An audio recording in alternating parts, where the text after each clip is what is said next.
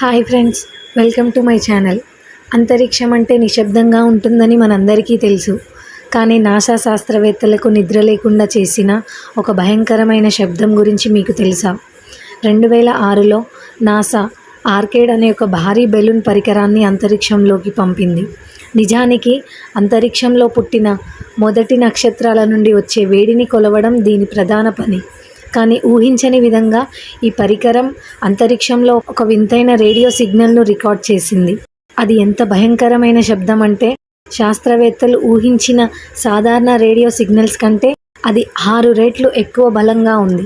అందుకే దీనిని space roar అని పిలిచారు. 10 ఏళ్లు దాటినా ఆ శబ్దం ఎక్కడి నుంచి వచ్చింది, ఎవరు చేశారు అనేది ఇప్పటికీ ఒక వీడని రహస్యంగానే మిగిలిపోయింది.